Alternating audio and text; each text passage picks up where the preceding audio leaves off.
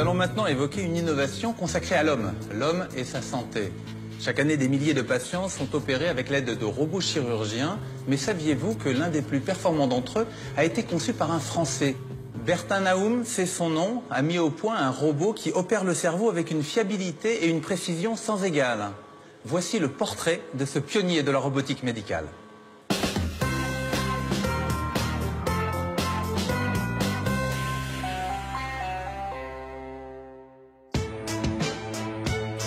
La robotique chirurgicale en Europe a trouvé son guide. Il est français, il s'appelle Bertin Naoum. Né il y a 44 ans au Sénégal de parents béninois, son parcours force l'admiration. À l'âge de 8 ans, il perd ses parents. Ce deuil, il l'affronte et se bat pour donner vie 30 ans plus tard à MedTech, une société cotée en bourse spécialisée en robotique médicale, un domaine en pleine expansion depuis les années 90. Ces robots aident au traitement de la maladie de Parkinson, de l'épilepsie et de certains cancers. Un prestigieux classement canadien le décrit comme l'une des personnalités les plus innovantes au monde, aux côtés de Steve Jobs et de Mark Zuckerberg. Comment le jeune Bertin, orphelin, est-il devenu pionnier de la robotique chirurgicale? Au début des années 70, toute ma famille est venue s'installer en France, en région lyonnaise. Et donc moi, c'est comme ça que j'ai atterri en France, alors que j'avais à peine 1 an. D'un point de vue professionnel, il m'a fallu beaucoup de temps, comme beaucoup de jeunes encore aujourd'hui, avant de vraiment trouver ma voie. C'est la voie des sciences et des mathématiques qu'il suit. Un master de robotique en Angleterre et un diplôme d'ingénieur à l'INSA à Lyon en poche, il découvre que la robotique peut sauver des vies. J'ai participé à un projet de fin d'études en collaboration avec l'hôpital neurocardiologique de Lyon. Et cette immersion dans le secteur de la santé, à travailler aux côtés de chirurgiens, d'infirmières, etc., a été une vraie révélation pour moi et a suscité une vocation. Au-delà d'une vocation, Bertin Naoum a surtout un instinct. Pour lui, l'avenir de la médecine, c'est la chirurgie mini-invasive, une technique consistant à réduire la taille des incisions au maximum. Pour les patients, c'est moins de douleur, moins de risques d'infection, moins de saignements et des temps de récupération plus rapides. Contre toute attente, ces idées ne trouvent pas écho. Alors, il décide de créer sa société. En 2002, MedTech est née. L'entreprise, basée à Montpellier dans le sud de la France, donne naissance 6 ans plus tard à un robot. Et c'est une fille, Rosa. Le principe d'utilisation du robot Rosa est en 3 phases. Il y a une première phase qui va être la phase dite de planification. On va définir sur des images préopératoires du patient, IRM, scanner, exactement ce que l'on souhaite effectuer comme chirurgie. La deuxième phase, c'est la phase de mise en correspondance. C'est une technique automatique, sans contact, par laser, au terme de laquelle le robot va tout simplement apprendre lui-même où est le patient par rapport aux images préopératoires. Et la troisième phase, c'est la chirurgie. Rosa est tout simplement comme un GPS pour le conducteur d'une voiture.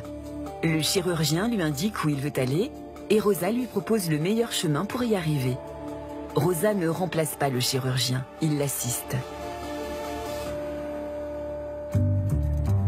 Depuis 2008, le robot a été utilisé dans plus de 1200 opérations dans une vingtaine d'hôpitaux dans le monde, comme ici, à Vogtareuth, près de Munich, en Allemagne. Le centre hospitalier s'est doté du robot en août 2011. Bertin Naoum a fait le déplacement. Il va assister à la pose intracrânienne d'une douzaine d'électrodes sur un jeune épileptique.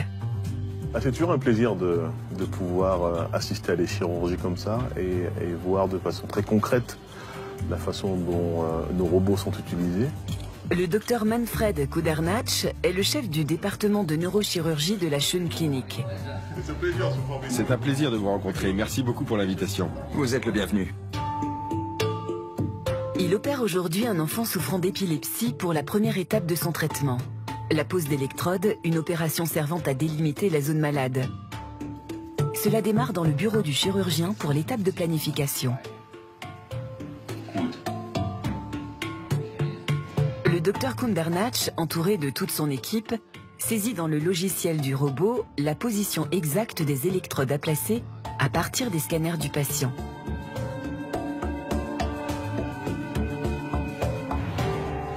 Direction le bloc opératoire pour la deuxième étape de localisation avant l'intervention. Hello, guten Tag. Hello, excuse me. Le patient aujourd'hui est un jeune homme de 14 ans. Il souffre d'une épilepsie pharmacorésistante. On suppose qu'il y a une dysplasie corticale sur le côté gauche. Nous allons couvrir cette partie-là d'électrode avec le robot. L'épilepsie est une maladie neurologique chronique provoquée par des troubles de l'activité électrique du cerveau. Les électrodes posées ici serviront à enregistrer l'activité du cerveau afin de localiser précisément la zone défectueuse. Cette zone est appelée foyer épileptique. Elle sera extraite plus tard au cours d'une seconde opération. Une fois la mise en correspondance, la localisation du patient terminée, le guidage peut être lancé. Donc le chirurgien va sélectionner l'une des trajectoires qui a été définie et le robot va positionner automatiquement un guide à l'endroit précis et en accord avec la planification. Ensuite, le chirurgien va pouvoir insérer un instrument, une électrode, une aiguille à biopsier, un endoscope, à l'endroit précis tel que cela a été défini sur les images préopératoires.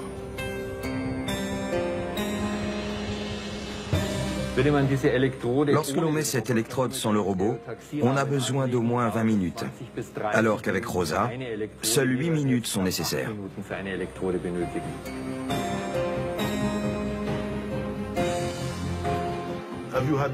Avez-vous eu l'occasion de revenir en arrière et d'opérer de manière classique pour ce genre d'approche chirurgicale?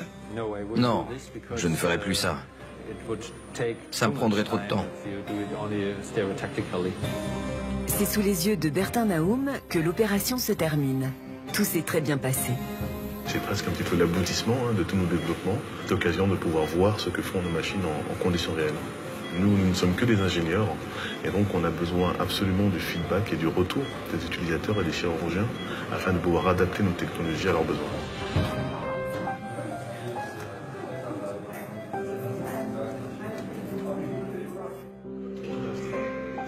Mission accomplie pour Bertin Naum. Retour à Montpellier pour voir le dernier né de la série, Rosa Spine. Ce robot dédié aux interventions de la colonne vertébrale possède un système de suivi en temps réel, appelé tracking. Le chirurgien peut ainsi faire face aux mouvements involontaires du patient, dû notamment à sa respiration. L'un des développements majeurs que nous avons dû intégrer, c'est un système de suivi qui va faire en sorte que le robot va suivre en temps réel les déplacements de la colonne vertébrale. C'est ce que l'on voit ici. Le robot va se déplacer de façon à ce que la position de l'instrument soit toujours la même. La sécurité est à son maximum. Ce nouveau système dit de tracking est vraiment révolutionnaire. Mais jusqu'où ira Bertin Naum? Après la chirurgie crânienne, la chirurgie de la colonne vertébrale, je suis absolument convaincu qu'il y a plein d'autres domaines de la chirurgie qui sont potentiellement concernés par la robotique. Et j'ai bien sûr un certain nombre d'idées, mais wait and see.